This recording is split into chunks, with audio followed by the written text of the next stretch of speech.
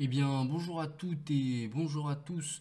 On se retrouve aujourd'hui pour le lancement de la saison 2020 sur cette chaîne qui sera dédiée euh, au commentary de toute la saison 2020, bien sûr. Et on se retrouve aujourd'hui sur la première épreuve donc qui sera retransmise ici, une classique. Elle sera donc retransmise en intégralité. Et on voit Schelling qui est déjà sorti, le néerlandais de la formation Bora. On a vu que c'était parti en contre, hein. On nous annonce un groupe de 6 à 9 secondes sur Radio Tour. Déjà, les coureurs de la Bora qui ont envie d'en découdre, et même 10, là, un groupe de 10, hein. Il y avait un contre à 4 qui est rentré sur le groupe de 6. Ils sont 8 secondes derrière. On va essayer de les voir. Alors, les voilà, sur cette petite vue d'hélicoptère, on voit Kenny Ellison pour la Trek Segafredo, Rudy Barbier pour la Israel Startup Nation, Tony Martin, Beta Roulé, Goossens. Mais derrière le peloton, ouais, ça ne laisse pas sortir, hein. 11 hommes à l'avant, c'est trop, c'est trop. La Wanty, la NTT, la BNB et l'équipe de Jean-René Bernodeau, la Total Direct Energy, se mettent en route pour tenter de rattraper les 11 de devant. Alors, sur cette épreuve, hein, qui est classée en 1.1, il me semble, on a certaines particularités, hein, comme on le voit, on l'a vu derrière, on a vu donc la Total Direct Energy se mettre à la planche à l'avant du peloton, et en faisant un petit tour à l'arrière, on voit des coureurs du Vendée U. Vendée U, bien sûr, c'est l'antichambre de la Total Direct Energy. On voit des coureurs de l'antichambre de la AG2R la mondiale, l'équipe Chambéry U23. Il y a l'antichambre de la Groupama FDJ, je pense, connaissant Marc Madiot, qui a aussi son équipe ici. Et devant les 11, on n'arrive pas à les reprendre, hein, forcément. On est 11, on collabore bien et on prend de l'avance par rapport à 4 hommes dans le peloton. Il y a la Cofidis aussi qui se met à rouler. Cofidis, ceux qui tenteront plutôt une stratégie offensive, hein, et sortir de loin, parce que le leader de l'équipe, ça sera Guillaume Martin, hein. On a Damien Touzé qui va aussi vite au sprint, mais Guillaume Martin devra lui anticiper. Et on pense notamment à cette avant-dernière côte là qui est très difficile, plus que la dernière qui est la côte de la Gineste, qui est un peu plus roulante, plus simple. Et on voit aussi les coureurs de la BNB qui sont à l'avant. C'est Brian Cocard qui le protège. On protège Xandro Meurice du côté de la Wanty. Et j'ai l'impression que là, Delacroix, il a compris que ça servait à rien de faire la chasse derrière 11 hommes à l'avant. Il a décidé de se relever. Et c'est pas pour déplaire au premier lâché, Vermèche, le coureur de la Lotto Soudal. Que lui est-il arrivé? Que lui est-il arrivé? Il est tombé, Florian Vermèche. Malheureusement, le Belge, sa saison commence pas forcément de la meilleure des manières. Voilà, 2,24 pour les 11 hommes à l'avant. On va les détailler tout simplement. Alors non, et on voulait aller sur les 11 hommes à l'avant. C'est fait. On a Goossens, le coéquipier de Vermèche à l'avant. Donc pour la Lotto Soudal, on a Idjoa Dienne pour l'équipe Roubaix-Lille Natura Forever. Du côté de la Aubert Saint-Michel, on a Adrien Guillonnet. Kenny Ellison est sorti, lui, la nouvelle recrue de la Trek Segafredo. On l'a vu beaucoup s'entraîner avec Alaphilippe, hein, cet hiver, du côté d'Andorre. Groslier pour le Vendée U, Penhoet pour la Groupama FDJ, la Conti Groupama FDJ comme elle s'appelle, ID Schelling pour la Bora, Rudy Barbier pour la Israel Startup Nation. Lui, il a surveillé, hein, Rudy Barbier, parce qu'il va vite au sprint et il faudra le lâcher avant la dernière côte. Tony Martin, le rouleur allemand de la Jumbo. Et on a De Witte pour la Roubaix-Lille, donc qui accompagne Idjoen. Et on a De Besset pour la Conti Groupama FDJ qui accompagne Penoé. Donc c'est 11 hommes à l'avant ont 2 minutes 20 d'avance sur un peloton emmené toujours par les NTT, les Cofidis et les Wanty. Et maintenant, ça va être intéressant de voir, hein, 120 km de l'arrivée, qui va vraiment assumer la poursuite derrière. Là, on voit qu'il y a quand même plusieurs équipes. Que Louis Mentis, lui qu'on a un peu perdu de vue, hein, ces dernières années, malheureusement, semble pas très décidé à les laisser partir si loin. On a vu que l'écart était autour des 2,30 tout à l'heure, et maintenant il est redescendu à 2 minutes. Donc devant, je pense qu'on va réagir, on va essayer de reprendre l'avance qui était la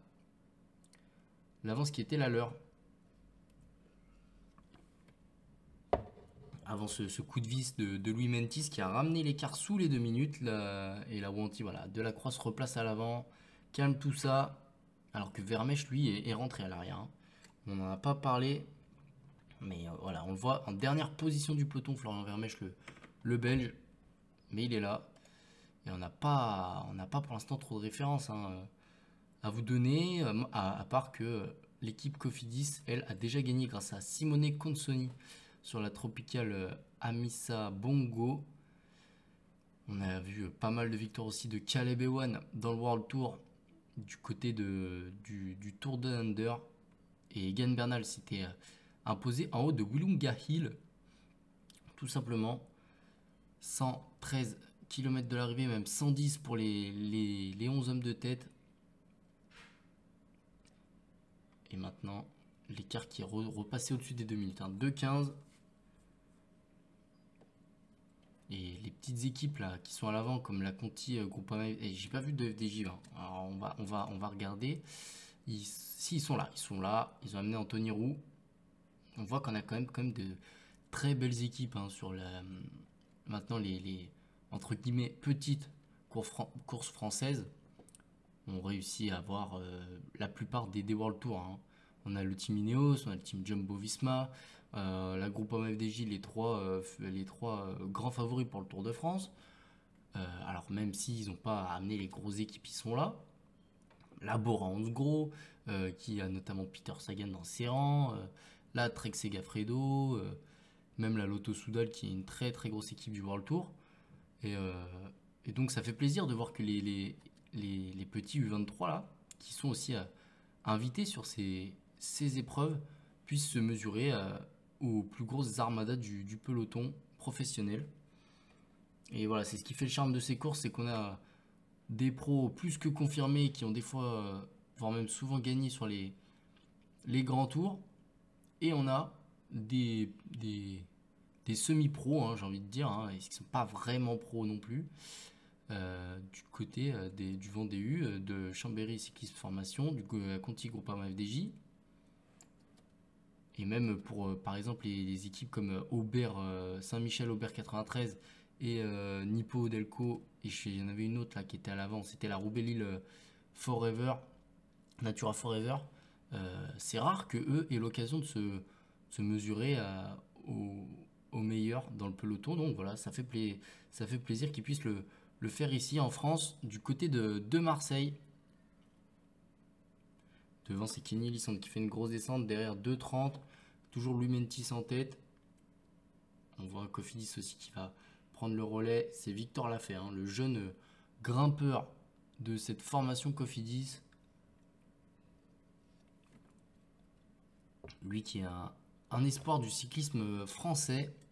Et derrière lui, il a Pierre Roland, qui lui est un cycliste français plus que confirmé, hein. Il a gagné 2 étapes sur le Tour de France 2012. Il a fait 4e du Giro, des top 10 sur le Tour de France, au classement généraux. Et aujourd'hui, du côté de la BNB Vital Concept, il va chasser les étapes comme il l'avait fait sur le Giro 2017, où il avait gagné une étape, Pierre Roland, dans la 3e semaine. Alors je vais retrouver où c'était.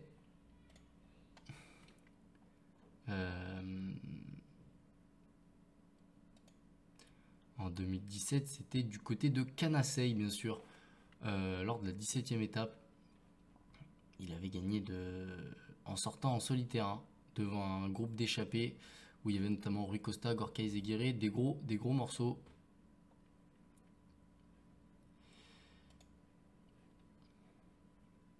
à l'avant. Toujours, on collabore bien. Ça, c'est une bonne nouvelle pour les 11 hommes de tête. 1,53. Ouais, le peloton laisse pas trop sortir. On est en début de saison. Hein. Certains ont besoin de se mettre, comme Brian Cocard par exemple, ont besoin de se mettre en confiance, ont besoin d'engranger les victoires. Et donc, pour cela, il faut directement se mettre en condition et gagner le plus tôt possible. Hein. On sait que pour un sprinter, la confiance, c'est primordial. Et je pense que Brian Cocard est l'un des mieux placés pour le dire. Hein. Lui qui était à 2 mm, il me semble, ou enfin 9 mm peut-être, de gagner une étape sur le Tour de France. Et après ça, il a voulu changer d'équipe et la confiance l'a quitté. Depuis, on l'a beaucoup moins vu. Même s'il a continué à gagner des courses. Hein. Je me souviens notamment de lui sur les 4 jours de Dunkerque.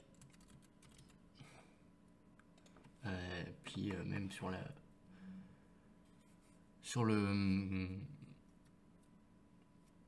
la piste, voilà, la piste, il a continué à gagner. Il a gagné aussi sur l'étoile de Bessèges, voilà, avec son maillot BNB Vital Concept, lui qui est le grand leader, hein, alors qu'on voit à l'avant les premiers coureurs lâchés, ils sont plus que 7 à l'avant, et on a eu de l'écrémage là dans ce col qui était un peu plus long que le précédent.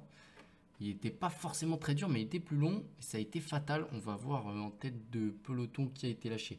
Groslier, on voit que par contre le peloton, lui, fait pas semblant. Hein. Il a envie de rentrer vite. Hein. Groslier, Penhaut. Il y en a aussi un... On va essayer d'aller voir l'écart qu'il y a à l'avant. Tony Martin. 1,12. Ah, 1,10, c'est vraiment... C'est peu pour basculer en haut en tête. Et Adrien Guillonnet là, qui montre des signes de faiblesse. Tout comme Rudy Barbier. Rudy Barbier, on a dit qu'il fallait le lâcher avant. Il est lâché. Et on va se retrouver avec un quatuor là-bas. Parce que Goossens, lui aussi, n'a pas pu suivre l'allure imposée par Tony Martin. Kenny Lisson ne semble pas non plus le plus à l'aise. Là, il semble tirer un peu la langue sur cette fin de col. C'était peut-être pas le col qui correspondait le plus à Kenny Lisson, parce qu'il était très roulant. Et on sait que Kenny Lisson, avec son tout petit gabarit, il aime pas trop ça, rouler dans la plaine ou dans des faux plats. Lui, il préfère quand ça monte sec, comme à l'Alto des Langley-Roux, où il était allé s'imposer en 2013 sous les cordes de la Groupama FDJ à l'époque. Il avait résisté au retour des favoris, notamment de Chris Horner, qui avait gagné la Volta cette année-là à 41 ans. Et mention très spéciale à Debessé, hein, l'érythréen de la Conti Groupama FDJ, qui s'est accroché avec tous les pros et qui semble pas être en difficulté, il semble pas être très éprouvé physiquement, ou en tout cas pas tant que ça. Mais devant Tony Martin, il met un train infernal là. On les suit dans la descente, ça va à une vitesse. On voit que souvent De Viteux et Kenny Lisson sont obligés de se mettre en danseuse pour accrocher l'aspiration de l'Allemand. Et tout simplement, il fait un train infernal. Et ouais, même dans le peloton, on a des cassures. Hein. Dans le peloton aussi.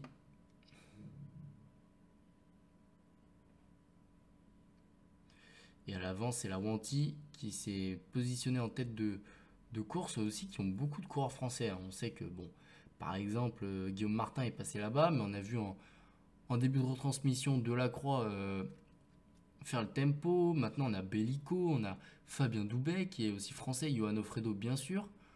Donc, Wanty, une équipe belge à la connotation très française.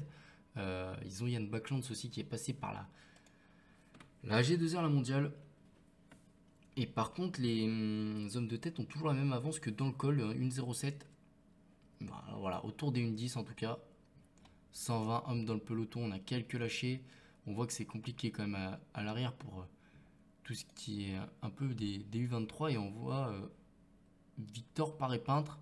Il me semble que c'est le frère de François. Et François Paré-Peintre, on l'a vu, on l'a vu qui est passé pro, pardon, cet hiver.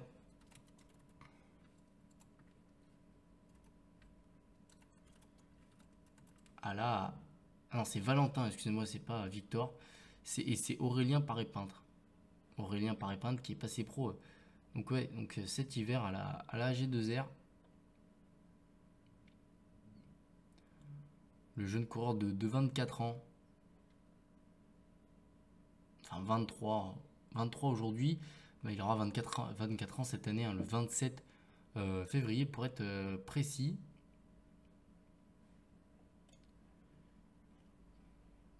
Et on va essayer d'aller voir à l'avant. 40-50 secondes d'avance, ça ne sera pas suffisant. Alors ils avaient beau être 11, beau bien collaborer, le peloton aura eu raison d'eux sur cette classique, sur ce Grand Prix cycliste la Marseillaise.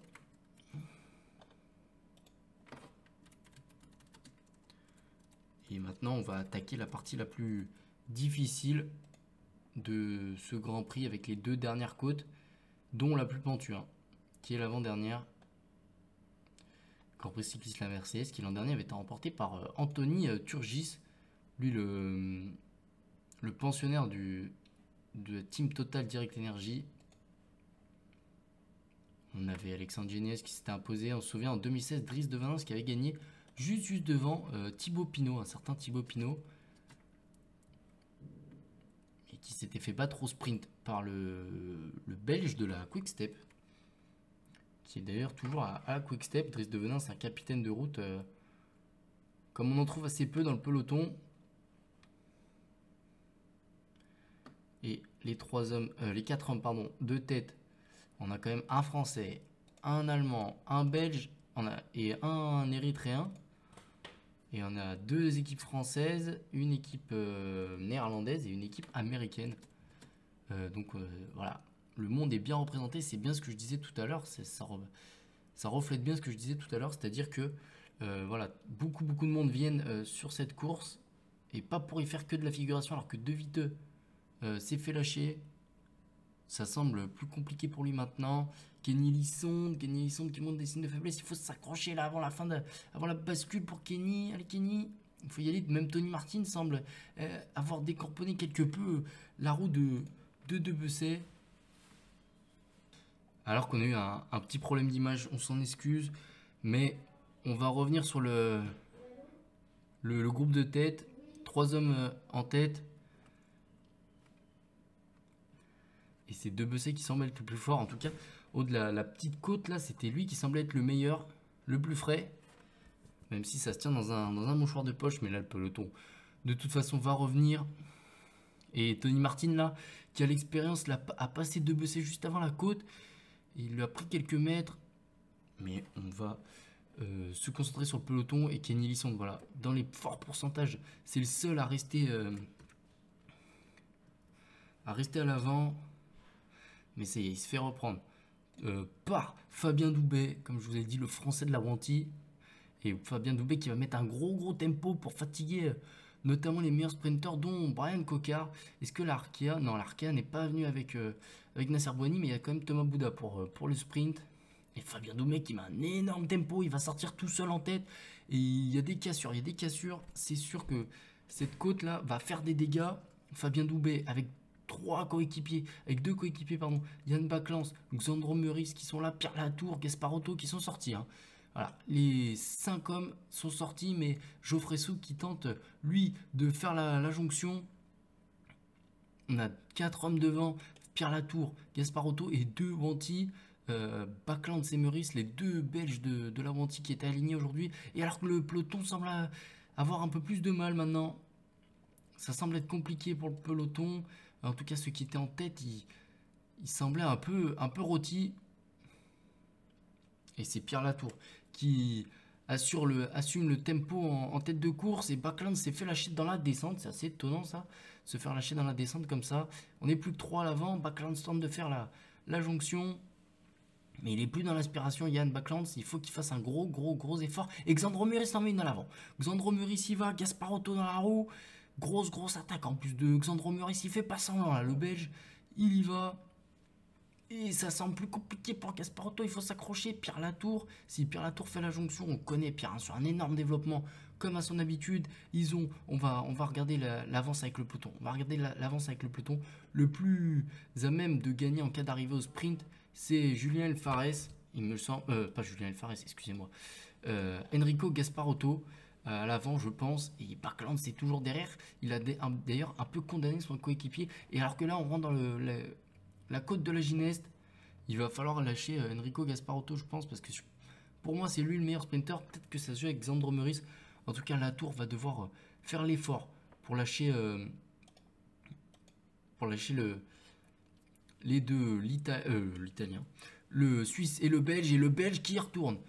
Deuxième attaque, voire même troisième attaque de Xandro Meurice, toujours Gasparotto bien calé dans la roue.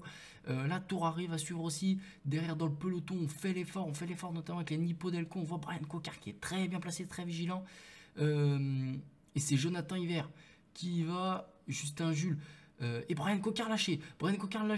On a un trio à l'avant, Meurice, Gasparotto, Latour, un trio à l'arrière, Vuillermoz, Justin Jules, Hiver. Et derrière, c'est Vuillermoz qui est très bien. Il n'a pas besoin de rouler avec Jonathan Hiver parce qu'il a un coéquipier à l'avant. Il s'appelle Pierre Latour.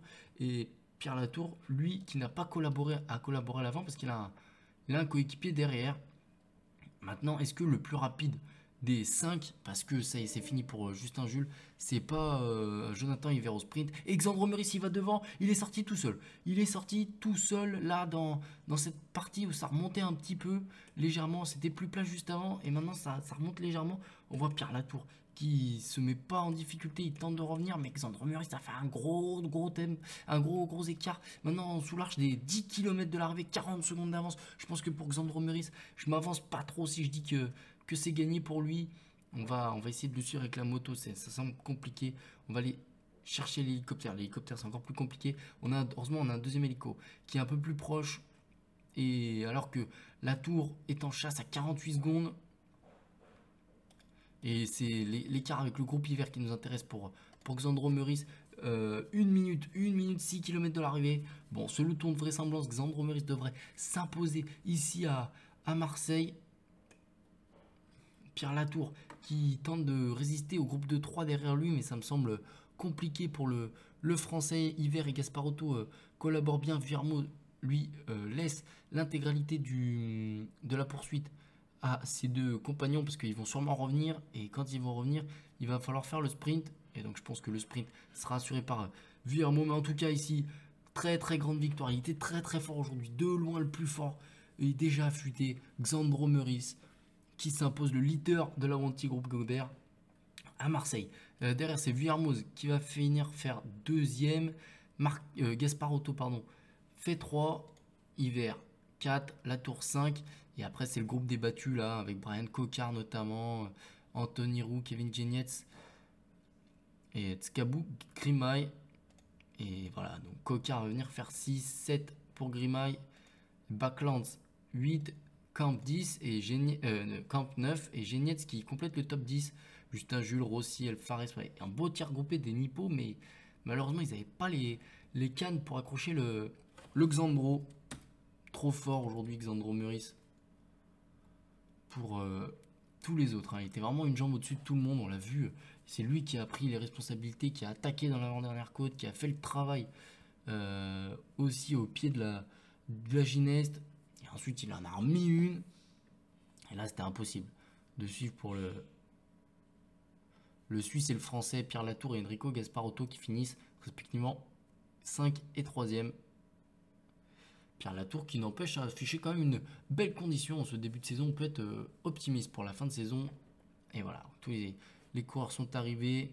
Xandro Meurice va monter sur le podium. 47 secondes d'avance sur Vuillermoz et Gasparotto. Alors qu'il y a eu quand même 10 bornes de descente. Ça a été impressionnant. Le numéro qu'il nous a fait. Là, pas de doute, le plus fort s'est imposé. On comprend mieux pourquoi les Français de l'Avanti mettaient un train d'enfer dans ce début de course. Et la G2R finira meilleure équipe en tout cas. Eux qui ont eu Vuillermoz 2e et Pierre Latour 5e. Voilà, un beau tir groupé des AG2R. Mais malheureusement, il n'y a pas la victoire au bout. Alexandre Meurice qui libère son équipe et qui lui permet de gagner tôt dans la saison, même pour lui, pour la confiance, c'est bien. Et donc on va se retrouver bientôt nous sur la chaîne pour sûrement le Tour de Provence. Voilà, on verra, ou peut-être que on se retrouvera avant pour le Tour de la Communauté de Valence, quelque chose comme ça. Tour UAE, il sera. Tour du Var aussi, on sera là. Et bien sûr sur toutes les classiques. Et donc nous,